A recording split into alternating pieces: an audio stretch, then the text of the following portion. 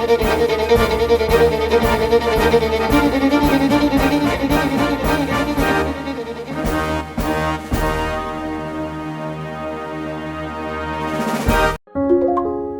পরম্পরা ও ব্রততী পরম্পরা ডিজিটাল নিউজের প্রতিটি নতুন ভিডিও দেখতে এখনই আমাদের ইউটিউব চ্যানেলটি সাবস্ক্রাইব করুন, পাশে থাকা বেল আইকনটি অন রাখুন আর প্রতিটি আপডেট সবার আগে পেয়ে যান। নমস্কার, আমি সায়ন্তনী। ব্রততী পরম্পরা ডিজিটাল নিউজের পক্ষ থেকে আজকের বুলেটিনে আপনাদের স্বাগত। আজকের শিরোনামে মিষ্টির ব্যবসায়ের নতুন দৃষ্টান্ত Ghoshal and daughter. Commonwealth Games 2026-এ ভারতের পারফরমেন্স। বাঙালির মিষ্টির ঐতিহ্যে আমরা বরাবর শুনে এসেছি অ্যান্ড সান্স, অর্থাৎ ব্যবসার উত্তরাধিকার ছেলেদের হাতেই এগিয়ে চলার গল্প। কিন্তু সেই দীর্ঘদিনের ধারণাকে বদলে দিয়ে নজর কেড়েছে ঘোষাল অ্যান্ড ডটার। মেয়েরা বিভিন্ন মাধ্যমে তাদের কাজের মধ্যে দিয়ে সফলতার সঙ্গে এগিয়ে চলেছে, কিন্তু কোনো ব্যবসা প্রতিষ্ঠানের নামের উত্তরসূরি হিসেবে যদি জুড়ে দেওয়া যায় মেয়ের নাম, শুনতে একটু অবাক লাগতেই পারে। কারণ এতদিন আমরা অভ্যস্ত ছিলাম অ্যান্ড সন্স দেখতে। ব্যবসার উত্তরাধিকার যেন শুধু ছেলেদের হাতেই যাবে এমন ধারণাই ছিল সমাজের চেনা ব্যাকরণ। কিন্তু সেই প্রথাগত ধারাকে ভেঙে নজর কেড়েছে হাওড়ার কালীবাবুর বাজারে ঘোষাল অ্যান্ড ডটার। এই দোকানের কর্ণধার সুতপা ঘোষাল 2018 সালে শুরু করেন এই মিষ্টির দোকানের পথ চলা। যদিও ব্যবসায় আসার আগে তার পরিচয় ছিল একেবারেই আলাদা। দীর্ঘদিন তিনি কলকাতা দূরদর্শনের ঘোষিকা হিসেবে কাজ করেছেন। এই মিষ্টির ব্যবসার মধ্যে দিয়ে শুধুমাত্র কর্মজীবনে এক নতুন অধ্যায় শুরু করেছেন এমনটাই নয়, সমাজের কাছে তুলে ধরেছেন অন্য বার্তাও। উত্তরাধিকার ছেলেদের একার নয়, ছেলেদের পাশাপাশি মেয়েরাও যে সমানভাবে তাদের পরিবারের স্বপ্ন ও ঐতিহ্যকে বহন করে নিয়ে যেতে পারে, এই ভাবনায় তিনি বিশ্বাসী।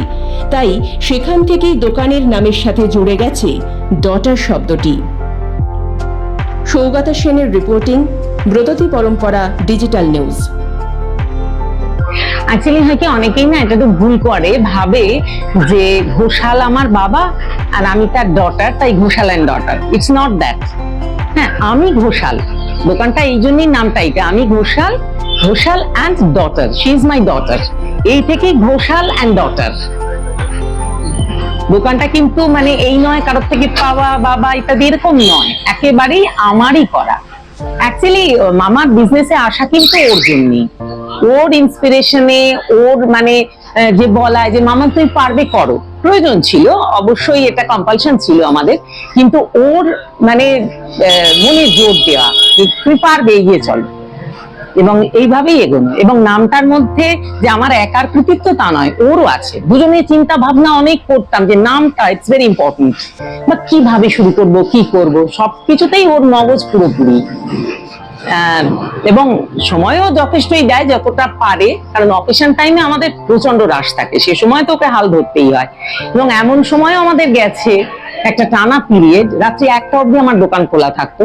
তখন তো স্টাফেদের অত রাত্রে করা যায় না, সেই রাত্রিটা কিন্তু আমি আরো টানতাম, রাত্রি 1টায় বন্ধ করে বাড়ি যেতাম। তারপর করোনা পিরিয়ড এলো, সেই সময় থেকে একটু অন্যরকম রেস্ট্রিকশনস এসে গেল। ব্রততী পরম্পরা ও কাব্যায়নের বিভিন্ন শাখায় অফলাইন ও অনলাইন আবৃত্তি প্রশিক্ষণের জন্য ভর্তি চলছে। কবির রোড, সল্টলেক, বারাকপুর, সোনারপুর, চুঁচুড়া, বেহালা, শ্রীরামপুর, শ্যামবাজার ও শান্তিনিকেতন শাখায় ভর্তির জন্য যোগাযোগ করুন এই নাম্বারগুলিতে।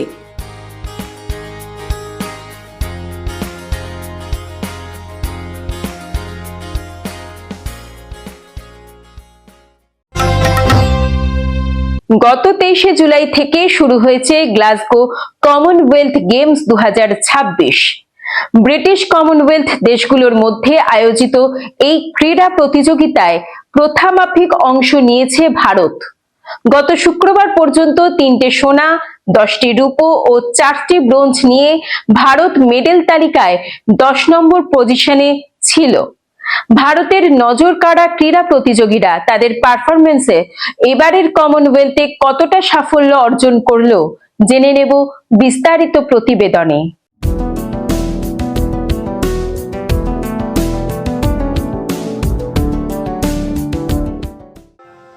গত শুক্রবার কমনওয়েলথ গেমসে কিছু ঐতিহাসিক মুহূর্ত তৈরি হয় ভারতের ক্রীড়া প্রতিযোগীদের কৃতিত্ব ও সাফল্য লাভের মাধ্যমে। কমনওয়েলথে জুডো প্রতিযোগিতায় ভারতের দুই তরুণ প্রতিযোগী অস্মিতা দে ও হর্ষ সিং যথাক্রমে মহিলা ও পুরুষ বিভাগে সোনা জয় করে। কমনওয়েলথে জুডো বিভাগে এটি ছিল ভারতের প্রথম সোনা জয়ের নজির। একই প্রতিযোগিতায় ভারতের আরেক তরুণী যামিনী মৌর্য রূপো জয় করে। কমনওয়েলথে ভারতের আরেকটি নজির তৈরি হয় ডেকাথেলন প্রতিযোগিতার বিভাগে। প্রতিযোগী তেজস্বিনী শঙ্কর ভারতের হয়ে প্রথমবার ব্রোঞ্জ পদক লাভ করলে।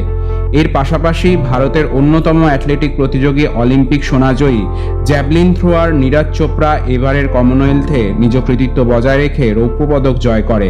এই জ্যাভলিন থ্রোয়িং বিভাগে প্রথমবার খেলতে নেমেই আরেক ভারতীয় খেলোয়াড় ইয়াসবীর সিং ব্রোঞ্জ পদক লাভ করে নজির তৈরি করে। একই বিভাগে প্রথম স্থানে থেকে সোনা জয় করে শ্রীলঙ্কার রমেশ থারাঙ্গা।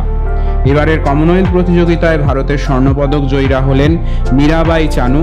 48 কেজি ভারোত্তোলন বিভাগে সর্বাধিক 190 কেজি ভারোত্তোলন করে অলিম্পিক পদকজয়ী চানু ভারতের হয়ে সোনা লাভ করে। 39 বছর বয়সী মহিলা অ্যাথলিট শর্মিলা ধানকার ভারতের হয়ে কমনওয়েলথের শটপুট বিভাগে সোনা জয় করে। ছোটবেলায় পোলিও আক্রান্ত হওয়া, জীবিকার অনিশ্চয়তা, বিবাহ বিচ্ছেদ, জীবনের এইসব প্রতিকূলতার পর্ব পেরিয়ে শর্মিলা খেলার প্রতি নিজের একাগ্রতা ও কৃতিত্বের গুণে ভারতের হয়ে এই সোনা জয় করে নজির তৈরি করেছেন। মেন্স 100 মিটার বিভাগে দিলীপ গ্যাভিট ভারতের হয়ে আরেকটি সোনা জয় করে। দিলীপও একজন পুরুষ প্যারা অ্যাথলিট হিসাবে ভারতের জন্য প্রথমবার স্বর্ণপদক জিতেছেন এই বিভাগে। এই তিনজন ছাড়া অস্মিত দে ও হর্ষ সিং এর সোনার পদক মিলিয়ে ভারতের স্বর্ণপদক লাভ হয় 5টি। একই সাথে 12টি রূপো ও 6টি ব্রোঞ্জ লাভ করে কমনওয়েলথ 2026-এর মেডেল র্যাঙ্কিংয়ের তালিকায় ভারতের স্থান 10 নম্বরে। প্রথম স্থানে রয়েছে অস্ট্রেলিয়া।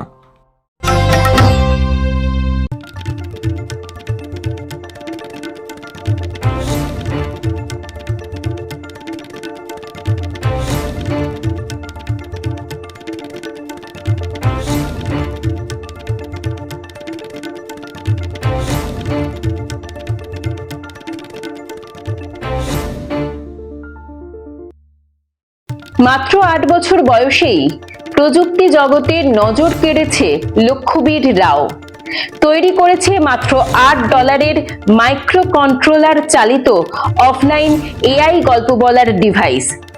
ইন্টারনেট, ক্লাউড বা এপিআই এর প্রয়োজন ছাড়াই ডিভাইসটি গল্প তৈরি করে, শোনায় এবং ছোট অ্যানিমেশন প্রদর্শন করে। ভয়েস কমান্ডেই প্লে, পজ, রিজিউম ও নেক্সট স্টোরি নিয়ন্ত্রণ করা যায়।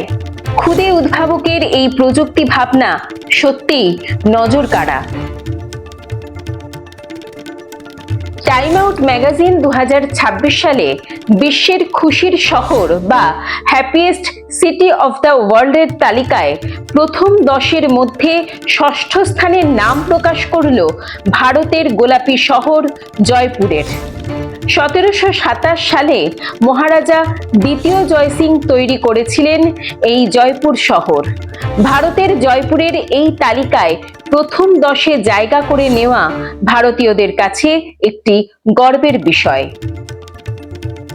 দক্ষিণ কোরিয়ার বুসানে অনুষ্ঠিত ইউনেস্কো ওয়ার্ল্ড হেরিটেজ কমিটির 48তম অধিবেশনে সারনাথ ভারতের 45তম ওয়ার্ল্ড হেরিটেজ প্রপার্টি হিসেবে স্বীকৃতি লাভ করেছে।